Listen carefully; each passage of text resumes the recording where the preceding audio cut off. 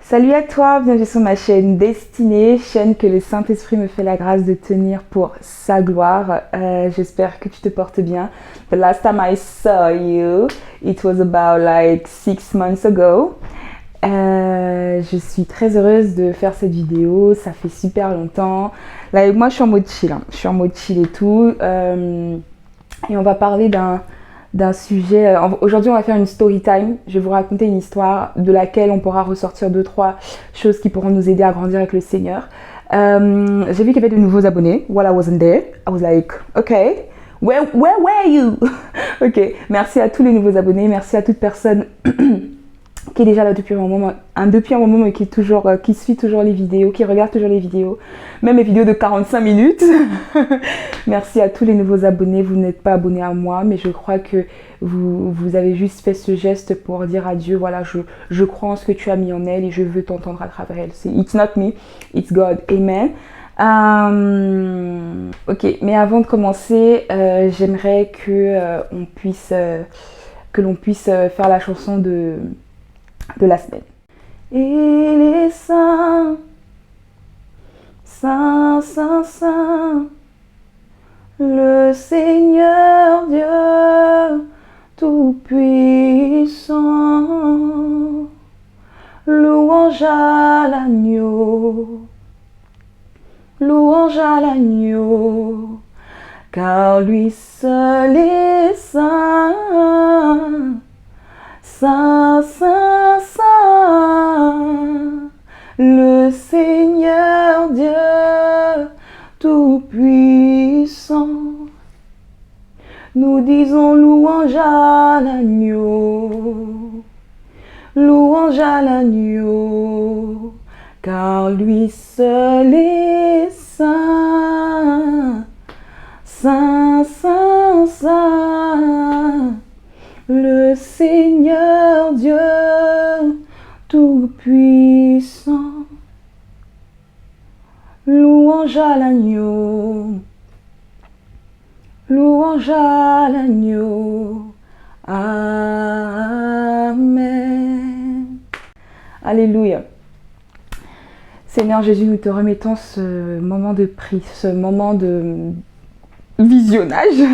Je te remets ce moment, Seigneur, de tournage. Je te remets, Seigneur, ce moment où tu vas apporter ta parole à quelqu'un. Je prie, Saint-Esprit, que moi je disparaisse et que toi tu parles, Papa. Cette chaîne n'est pas à propos de moi, mais à propos de toi. Je prie vraiment, Père éternel, que je puisse m'effacer, que je puisse diminuer et que toi tu parles à quelqu'un. Que ce soit pas moi, Océane, qui parle, mais que ce soit toi, Dieu, qui parle. Et vraiment, Père, je prie que mes mots à moi s'éteignent, se taisent et qu'il n'y ait que toi qui parles à quelqu'un, Seigneur. Prends encore le contrôle, Seigneur, de ces moments. Au nom de Jésus. Amen. Ok, comme tu as pu le voir dans le titre de la vidéo, aujourd'hui on va faire une story time. When I thought that he was the one for me. Okay. J'ai cru qu'il était le bon pour moi. Et avant ça, je croyais déjà que d'autres étaient le bon pour moi. Hein. Alright. Alors pour commencer l'histoire, il y avait ce frère à l'église que je n'aimais pas au début. Ok. Je l'aimais pas, je le trouvais, bon, bref, peu importe comment je le trouvais, je l'aimais pas. Ok. Et ce qui s'est passé en fait, c'est que un jour, une personne qui était proche de moi a eu un rêve about this person and me and I. Et en fait, quand cette personne a fait ce rêve-là, moi j'ai fait ok, d'accord, tranquille, tu vois. Mais c'est un rêve comme si on avait genre une espèce de connexion avec le gars en question et tout. Sauf que moi, en fait, vraiment, je n'aimais pas ce frère-là. Vraiment, je l'aimais pas. Sauf qu'avec le rêve de la personne qui était proche de moi, etc., j'ai commencé, en fait, inconsciemment, hein, je dirais inconsciemment, mais j'avais commencé à liker le frère. À trouver des choses qui étaient bien chez lui, des choses comme ça, Et après plusieurs choses qui s'étaient passées à l'église, des événements qu'il y avait eu, etc. Et en plus, il s'intéressait à ce que je faisais. Il s'intéressait aux vidéos YouTube que je faisais, il m'encourageait. And I was like, ok, Moi, ok, un de mes langages d'amour, c'est les mots, ok. Du coup, le fait qu'il m'encourage comme ça, qu'il puisse s'intéresser à quelque chose de très important, hein, qui est YouTube pour moi en fait, qui est le fait que je puisse parler de Dieu tout simplement à travers des vidéos. Le fait qu'il soit vraiment genre, comment dire, le fait qu'il puisse vraiment m'encourager et me donner des paroles valorisantes par rapport à ça. Like, I started to like the guy. Et donc voilà, les jours avançaient et bien évidemment, la meuf commence à liker le gars. Donc qu'est-ce qui se passe? La meuf fait des rêves. L'histoire de I had a dream, like, je crois que Dieu passe par des rêves. Je crois qu'il y a... Dieu parle par des rêves, ok. Dieu parle par des songes. Dieu parle par des visions nocturnes, that's for sure. Dieu peut te révéler qui est l'homme ou la femme de ta vie par des visions nocturnes. Maintenant, c'est des choses qu'il faut toujours questionner Dieu. Dieu, confirme-moi, parce que les choses de j'ai eu un rêve juste parce que tu kiffes le gars, girl, it was me, alright. Et franchement, on pouvait me demander, mais comment t'es sûre que c'est lui? Hey girl, I'm sure it's him. Je suis sûre que it's emo. Je suis sûre. I had dreams, girl. What are you talking about? J'ai eu des rêves. Je sais que c'est lui. En plus, le frère est spirituel. Je suis désolée. Mais le frère te parle de personnages de la Bible.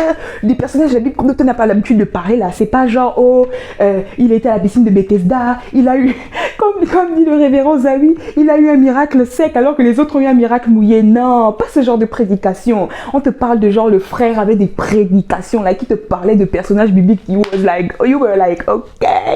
Le frère est spirituel, ok.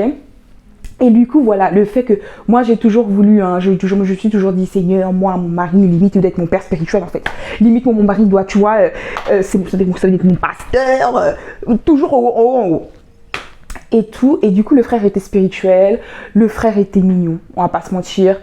Pas mon type de base, mais le frère était mignon, le frère me valorisait. Sauf que moi, avec mes daddy issues, moi qui n'ai pas totalement grandi avec mon père, moi qui était en recherche de valorisation, moi qui étais toujours à la recherche de l'approbation des hommes, le gars est spirituel, il est beau, il me valorise avec les mots, je commence à avoir des rêves que c'est l'homme de ma vie, bien évidemment, je commence à me dire, c'est bon, c'est le frère, tu vois. Mais à ce moment-là, vraiment, en fait, avec les différentes, comme je t'ai dit au début, avec les différentes phases que j'avais déjà eues avant, où je pensais que c'était X ou que c'était Y, avec le temps, le Seigneur raccourcissait le temps où je pensais que c'était lui. Je t'explique. Par exemple, la première fois que j'ai vraiment kiffé un frère à l'église, ça a duré 2 ans, ok? Ça a duré 2 ans parce que... bref, ça a duré 2 ans. Il y a eu une période où c'est bon, je croyais que c'était terminé, mais après je me rends compte que non, mince, j'ai toujours des sentiments pour le frère. Et donc, en fait, toute cette période de guérison a pris 2 ans. Ok. Après, il y a eu un autre frère que j'ai kiffé. Par la grâce du Seigneur, ça a duré... Je crois que ça avait duré 6 mois, ça avait duré moins longtemps. Et en plus, après, comme ça, plus ça avançait, plus je kiffais des gars ou plus je flashais sur eux. Et ça durait genre 2-3 semaines. 2-3 semaines. Sauf que ce frère-là, je crois que ça avait duré... Mais ça n'avait pas duré hyper longtemps. C'était même pas une affaire de 3 mois. C'était vraiment une affaire de semaines, je crois. Et ce qui se passe, en fait, c'est qu'à ce moment-là, donc je vivais en coloc, c'était compliqué, etc. C'était compliqué pour moi. Et du coup, je ne savais pas vraiment à qui me confier. Ok, c'est vrai. Et il faut se confier en Dieu. Malheur à l'homme qui se confie en l'homme. Ça là, j'ai compris le verset là même. J'ai compris le verset là même que malheur en l'homme qui se confie en l'homme. Back then, j'ai compris le verset là. Récemment encore. J'ai compris ça même. Oh non. J'ai compris ça même que malheur en l'homme qui se confie en l'homme. So, ce qui se passait, c'est que du coup, je kiffais le frère, etc. Et il arrive un moment où, donc du coup, à la maison, c'est compliqué. Je vis en coloc, c'est un peu compliqué. Je sais pas à qui me confier. Et ce jour-là, on prenait la Sainte Seine à l'église et je priais. Je dis, Seigneur, si c'est pas lui, je t'en supplie, fais quelque chose. À un moment donné, une sœur vient me voir et me dit, voilà, Océane, je sens qu'il y a quelque chose, parle-moi. your girl needed to talk. I needed to talk. I needed to open my heart to somebody, you know. J'avais besoin de parler. Ah, j'avais besoin, avec tout ce qui se passait à la maison, etc. J'avais besoin de parler. So, au lieu d'aller tranquillement parler à Dieu, qui est mon confident, non. Donc, du coup, j'ai parlé à la sœur. Et au début, je n'ai pas la bonne. J'ai dit à la sœur, voilà, il y a un gars pour qui j'ai des sentiments, etc., etc. Je ne lui ai pas dit qui c'était d'abord de base. Du coup, je parlais à cette sœur. Et après, du coup, avec cette sœur, on commence à se rapprocher. Avec cette sœur, on commence à parler. Je lui ouvre un peu mon cœur. Elle devient un peu, pas mon amie, mais elle devient un peu ma confidente, etc. Sauf que, de fil en aiguille, je parlais avec elle et du coup, je finis par lui dire en fait qui est le frère. Du coup, elle me parle et tout, elle me donne des conseils par rapport au frère, etc. Et ce qui se passe en fait, c'est que je vais au Gabon. Donc, je vais en vacances chez moi. Et en même temps, je parlais avec une autre sœur de l'église. Mais elle, c'était vraiment parce que... voilà, on avait les mêmes centres d'intérêt, etc. Donc voilà, je me confie et on parle. Enfin, je me confie à elle, mais voilà, c'était vraiment quelque chose de différent. À la première, je me confiais vraiment par rapport au gars, et à l'autre, je me confiais vraiment en mode, comment dire ça, vraiment la vie de tous les jours. On faisait des exercices spirituels ensemble, etc. Du coup, à un moment donné, j'étais au Gabon, et du coup, la deuxième sœur à qui je me confiais, je parle avec elle et elle me dit Océane, devine avec qui est fiancée à qui. Et du coup je lui parle, je dis mais comment ça et tout et elle me dit et je pense pas que j'avais dit à la sœur, hein, j'avais pas dit à la seconde que j'avais des sentiments pour le gars. Et du coup la sœur me dit le frère X est fiancé à la sœur Y. La sœur Y étant la personne en qui je me suis confiée. Donc, moi, Océane de mon état, je suis allée me confier à la sista. Que sista, écoute, voilà, c'est difficile, j'ai des sentiments pour le gars, etc. Je sais pas si c'est lui, mais là, je vous épargne beaucoup de détails, hein. Plein de choses se sont passées entre temps. J'ai des sentiments pour le gars et tout. Et donc, en fait, pendant que moi, j'étais en train de me confier à la sista était en couple avec le gars. Et les choses de mon corps. Moi, j'ai dit qu'on peut écrire une histoire Wattpad avec ma vie là. On peut écrire une histoire Wattpad avec ma vie là. Et donc, j'apprends ça, heureuse. Je tombe sur le canapé en fait. Je me dis, attends, comment ça le frère X est avec la sœur Y, c'est pas possible. En fait, si. Donc, je me dis, en fait, tous les conseils de prends ton temps, éloigne-toi, etc. C'était en fait parce que la fille était avec le gars. You feel me? So, à ce moment-là, je remercie le Seigneur. Pourquoi? Parce que je me suis dit, j'avais prié, oui, j'avais eu des rêves, oui, il y avait eu ça, mais je dis, Seigneur, avec tout ce que j'ai déjà vécu là, moi je me connais, I got issues, so please, if it's not him, remove him from my life. Et du coup, le Seigneur avait répondu, tu vois. Et du coup, je rentre en France, et du coup, la sœur, je la vois, mais la sœur ne sait pas que moi je sais. Tu vois, donc la sœur ne sait pas que moi je sais. Du coup, bon, je prends un peu mes distances, etc.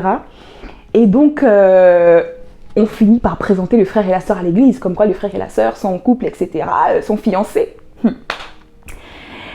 Ah là, jusque-là, la sœur n'est pas venue me parler pour me dire, écoute, voilà ce qui se passe. Un jour, donc, je te disais, je vis en colocation, donc un jour, j'étais dans la chambre d'une de mes colocs et tout. Voilà, c'était quand même ma meilleure amie à un moment. Du coup, elle connaissait un peu beaucoup de choses sur ma vie. Et du coup, la sœur Y m'envoie un messenger. À l'époque, on se parlait ça par messenger. La sœur Y m'envoie un message. Et long story short, la sœur Y m'explique que voilà, c'est le gars. Le gars lui a dit de venir me parler.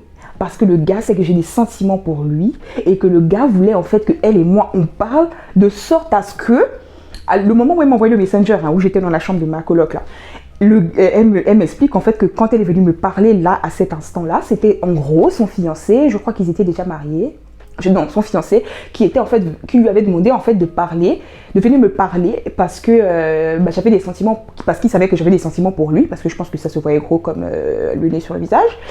et que en gros me dire que c'est mort, tu vois. En fait, j'avais tellement honte à ce moment, je me suis dit, en fait, ça veut dire que vous avez parlé de moi. Donc en fait, je me suis dit, en fait, vous êtes assis, ton gars et toi. Moi, je me suis confiée à toi. Je t'ai dit que j'avais des sentiments et tout. Pour le frère. Donc vous vous êtes assis, vous avez parlé de moi, vous avez parlé de votre mariage, vous avez parlé que j'étais une possible Agar. Donc vous avez parlé de moi, vous avez parlé en fait de tout ça. Et en fait, le gars n'est même pas venu me parler. En fait, il t'a envoyé me parler.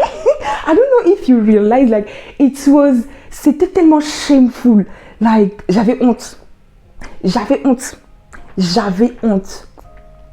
Donc, elle est venue me parler, etc., me dire, voilà, m'expliquer, voilà, que quand je suis venue lui parler au début, voilà, ils n'étaient pas encore en couple, ça s'est fait après.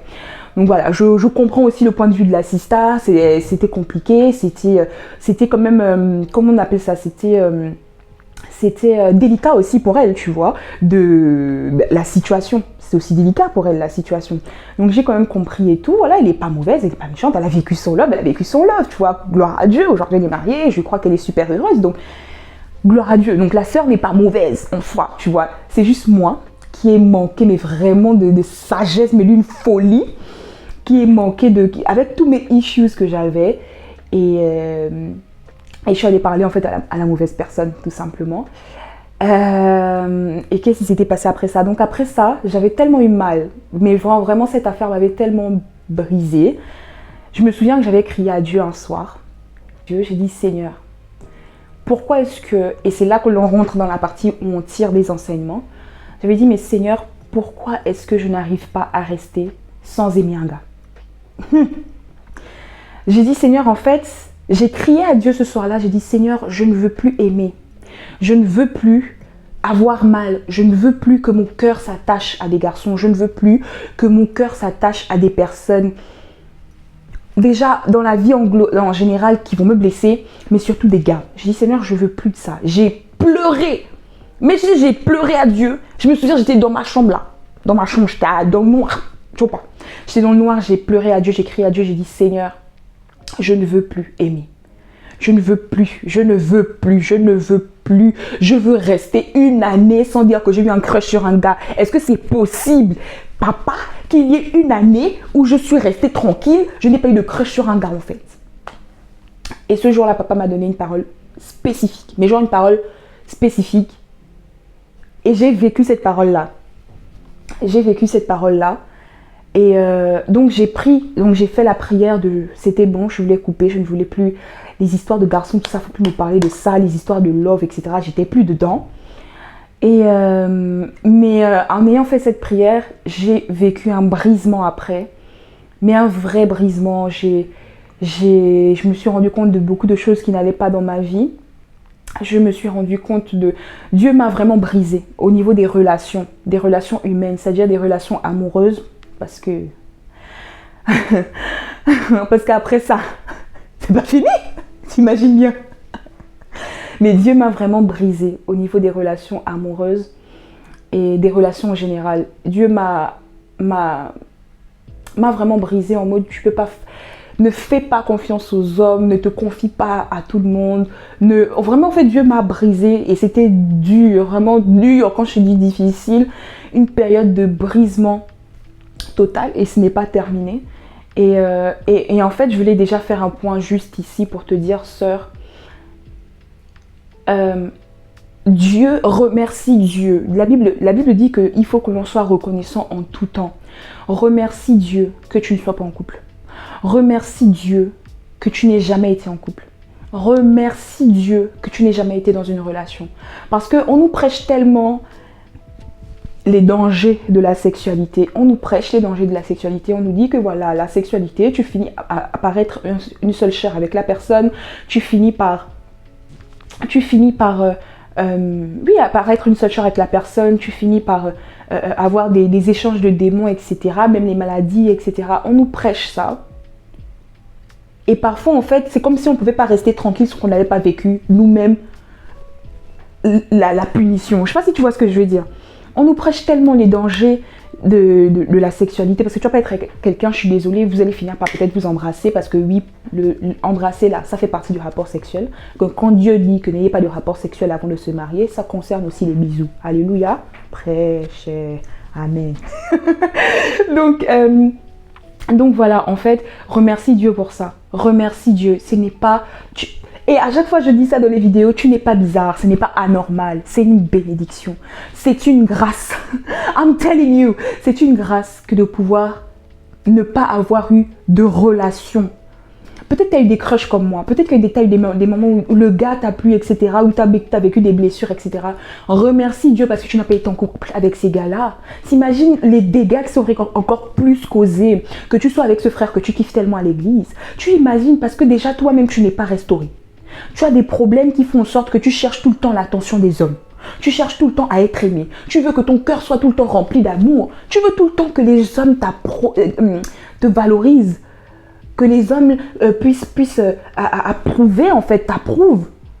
Donc imagine, en fait ça veut dire que tu vas tellement avoir des liens d'âme avec ces gars-là. Des liens d'âme, mais non, mais pour sortir même de la relation, maintenant c'est compliqué. Pourquoi? Parce qu'en fait il t'a tellement valorisé. Il t'a donné la valeur que toi-même tu n'arrivais pas à te donner, que toi-même tu n'arrivais pas à trouver dans la parole de Dieu, que tu n'arrivais pas à trouver dans ta relation avec Dieu. Tu vas pas réussir à te détacher du frère. Tu vas pas réussir à te détacher du frère. Donc, soyons reconnaissants. Soyons reconnaissants de chaque étape. Merci Seigneur, j'ai pas été en couple. Remercie Dieu que tu n'es pas été en couple. Tu as été en couple, ça c'est terminé. Remercie Dieu. En tout temps, remercions Dieu. Remercions Dieu en toute étape. Et effectivement, comme je disais, j'avais des issues. Et je suis encore en train de travailler avec Dieu sur ces issues-là. Mais pour te dire, vraiment, je suis passée par un temps où j'ai crié à Dieu. J'ai dit, Seigneur, s'il te plaît, délivre-moi de ça. Le fait de vouloir être marié, le fait de vouloir être en couple, le fait de vouloir connaître l'acte sexuel, le fait de vouloir en fait les choses charnelles là. Les choses charnelles que l'on connaît là. Je dis, Seigneur, délivre-moi de ça. Je peux t'assurer qu'il n'y a pas si longtemps, j'étais encore en train de prier, Seigneur, enlève de mon cœur le désir de me marier. Parce qu'en fait, sans te rendre compte, ça devient une idole. Ça devient une idole. Pourquoi est-ce que tu cherches tant à ce que... Pourquoi est-ce que l'on cherche tant à ce que le frère nous aime? Pourquoi on cherche tant à être en couple? Pourquoi on cherche tant le mariage? C'est vrai, le corps, etc. C'est vrai. Mais remercions Dieu. Merci Seigneur, je ne suis pas en couple. Merci Seigneur, je ne suis pas avec ce frère. Merci Seigneur, parce que ce n'est pas encore ton temps. Moi, je ne sais pas, peut-être que le Seigneur t'a révélé qui sait, et puis tu te dis, mais c'est bizarre, ça tarde. Quand même, ça tarde. Hein? Il y en a qui attendent 10 ans. Le Seigneur t'a révélé c'est qui, mais tu es là, t'attends 10 ans avant que ce soit le temps de Dieu. Juste parce que le Seigneur veut que tu commences pas à aller regarder à gauche, à droite, que peut-être que c'est lui, peut-être que c'est lui. Non. Tu vois. Donc je ne sais pas dans quelle situation tu te trouves, mais en tout temps, remercie Dieu. En toutes circonstances, peu importe comment ce que tu vis, remercie Dieu. Remercie Dieu que tu sois célibataire, mais remercie Dieu que cette relation se soit arrêtée. Remercie Dieu parce que en fait, si tu remarques bien, le fait que cette relation se soit arrêtée, le fait que tu n'aies pu chercher... que tu te sois séparé, que ce soit de ton ami, que ce soit de ce gars, peu importe la relation que tu avais qui te tenait trop à cœur. Depuis que tu t'es séparé de cette personne, tu cherches Dieu plus en profondeur. Tu as jamais remarqué ça? Tu as jamais remarqué? Depuis que tu t'es séparé de la personne là avec qui vraiment le cœur remonté, tu vois. Depuis que tu t'es séparé de cette personne qui était trop chère pour toi, pour qui tu avais trop des sentiments, pour qui tu étais trop attaché, tu as commencé à chercher Dieu plus en profondeur. Tu as commencé à faire de Dieu ton ami, tu as commencé à chercher à faire de Dieu ton confident, tu as commencé à faire de Dieu la personne avec qui tu allais discuter, tu as commencé à faire de Dieu ta priorité. Am I wrong? Am I wrong? So, remercions Dieu, parce que dans tous les cas, il veut que l'on soit, qu'il veut être notre priorité. Alors oui, je ne suis pas encore arrivée, ok, je prie toujours pour ça. I got issues, alright? Mais je prie toujours, Seigneur, enlève de mon cœur l'amour de ces choses. Enlève de mon cœur... Je vais te prendre un exemple. J'aimais faire mes ongles. Like, si tu vois mes vidéos, j'étais une meuf, je pouvais ne pas être coiffée, je pouvais ne pas avoir de make-up on, mais mes ongles étaient toujours on fleek. C'est-à-dire que tu peux... Non, c'est-à-dire que Océane et ses ongles, c'était s'il te plaît, mes ongles. Mes ongles étaient toujours on flic. Like, non, mes mains devaient être propres, ok? Si c'était pas que j'avais du semi-permanent, c'est que j'avais une capsule. Et encore, merci Seigneur, parce que je commençais à vraiment aimer les capsules et les gels et tout. Du coup, voilà. Je mettais rarement les capsules, mais j'avais souvent du vernis. Ça doit faire, I don't know how long it has been, but I know that it has been months. Ça fait des mois que j'ai pas fait mes ongles. Genre des mois. Pourquoi? Parce que je lui dis, en fait, le Seigneur m'avait fait me rendre compte que j'aimais trop ça. Ça avait pris une place trop importante dans mon cœur. Le fait de vouloir chercher à faire mes ongles. Le fait de toujours avoir des mains, like, le petit rose, le semi-permanent, les petites paillettes. Quand tu dis Alléluia à l'église, oh, you got your nails on flick. Oh, Dieu, délivre-nous. Que Dieu nous délivre. Que Dieu nous délivre, for real. Parce que tu sais que quand tu vas dire Alléluia à l'église, when you're gonna do quand tu vas faire ta vidéo, tu sais que, bon, déjà je faisais mes ongles parce que je kiffais ça.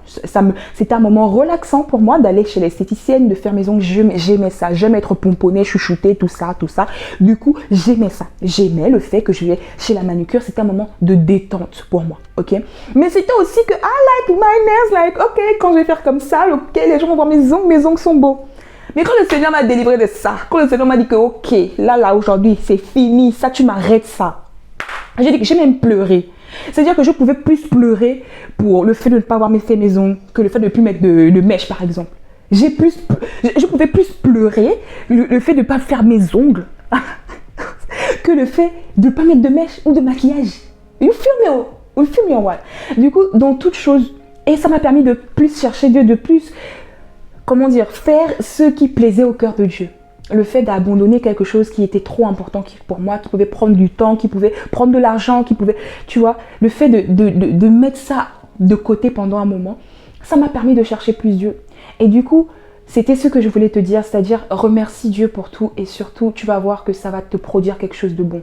Aujourd'hui encore, je prie Seigneur, enlève de moi le désir de me marier.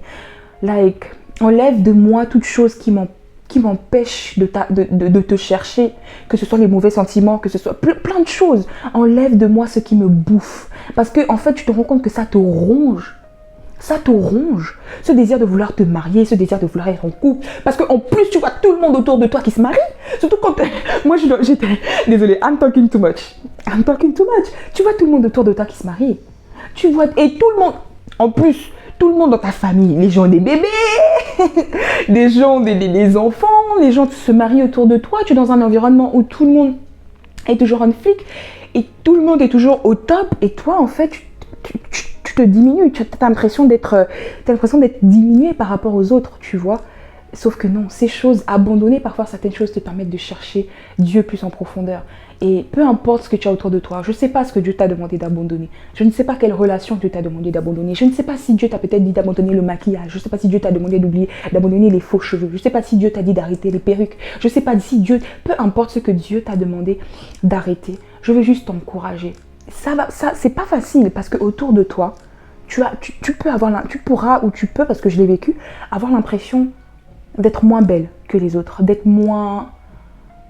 Oui, moins belle que les autres, d'être moins. En fait, même pas juste le fait d'être belle, juste le fait d'être moindre. Tu vois, juste le fait de moindre. Non. Parce que en fait, la vie chrétienne, là, c'est chacun pour soi, Dieu le pousse. Ce qui veut dire que si Dieu te demande d'abandonner quelque chose pour lui, pour que votre relation s'améliore, pour que tu puisses sacrifier, c'est un sacrifice. Pour que tu puisses sacrifier des choses et montrer à Dieu que tu l'aimes, à dire à Dieu que je suis prête à abandonner, ça c'est rien. Si tu veux que j'abandonne ça pour être plus proche de toi, si tu veux que j'abandonne ça pour que tu reprennes ta place de tout, de premier, de tout dans ma vie, je vais l'abandonner. Tu vas voir que ça va... En fait, ça va approfondir ta relation avec Dieu, tu vois. Donc, je veux juste t'encourager, si tu as des choses que tu dois abandonner pour le Seigneur, si tu as des choses que tu sais qu'il faut que tu abandonnes, des relations que tu sais qu'il faut que tu abandonnes, si tu sais qu'il y a des choses qu'il faut abandonner, ma soeur, mon frère, tiens bon, tiens ferme et laisse ces choses partir. Je peux t'assurer, il y a un moment, j'avais tellement envie de faire mes ongles, c'était un truc de ouf. J'avais tellement envie de faire mes ongles, j'étais en mode Seigneur. Là, si tu me retiens pas, je vais chez le premier chinois que je trouve. Magasin, salon esthétique asiatique que je trouve. Et je vais faire mes ongles en fait. parce que là, j'ai envie d'avoir du rose sur moi là. Mais ça aussi, ça révèle quoi? Que ton cœur n'est pas assez rempli de Dieu. Ça révèle que mon cœur n'était pas assez rempli de Dieu. Mon cœur n'était pas assez... Donc toi, ton cœur est rempli de la prière, ton cœur est rempli du jeûne, ton cœur est rempli de la Bible, et tu vas vouloir faire tes ongles. Encore une fois, dans ce que je dis, il y a un équilibre à avoir, je comprends bien. Mais quand ton cœur n'est pas rempli de Dieu, tu vas vouloir désirer les choses de ce monde. Ton cœur n'est pas rempli de l'amour de Dieu, tu cherches à séduire le frère. Ton cœur n'est pas rempli de Dieu, ton cœur n'est pas rempli d'assurance que Dieu t'aime. Tu n'as pas dans ton cœur l'amour. Tu vas vouloir le frère, tu vas vouloir l'amour. Et trouver ta valeur dans le fait que toi aussi, tu es fiancé, toi aussi, tu as un gars, toi aussi, tu postes les photos maintenant des couple goals. Couple goals. Je parle too much. Mais en tout cas, voilà, c'est ce que je voulais te dire. Remercions Dieu et tiens ferme dans ce que Dieu t'a dit, tiens ferme et surtout, même si tu pleures, même si tu as mal, continue de chercher Dieu et laisse-le remplir ton cœur de sorte à ce que tu ne puisses plus vouloir chercher les choses de ce monde, que vraiment Dieu remplisse nos cœurs de l'amour pour lui, afin qu'on ne puisse plus chercher les choses de ce monde. Moi, c'est ma prière et voilà. Que Dieu te révèle en fait les raisons pour lesquelles tu veux tellement être en couple. Que Dieu te révèle les raisons pour lesquelles tu veux tellement être avec cet ami-là. Pourquoi tu veux tellement de cette relation. Pourquoi tu veux tellement faire les ongles. Pourquoi tu veux tellement mettre du maquillage sur toi. Pourquoi tu veux tellement Pourquoi tu te trouves belle uniquement quand tu as du maquillage. Pourquoi tu te trouves belle uniquement quand tu as fait tes ongles. Pourquoi tu te trouves belle uniquement lorsque tu as des vêtements trop proches de ton corps. Pourquoi tu te trouves uniquement beau lorsque les femmes te complimentent. Que Dieu remplisse nos cœurs et qu'il restaure nos vies. Amen. Donc voilà, c'était ma story time. J'ai beaucoup parlé. Je ne sais pas si tu as compris quelque chose de ce que je viens de dire. Mais voilà, en tout cas, n'hésite pas à liker, à partager, à laisser un commentaire si cette vidéo t'a béni. Until next time, don't forget that Jesus is our King. God is our Father. He doesn't make differences between his children, guys. He loves us the same way. Until next time, don't forget to read your Bible and to pray. Peace out.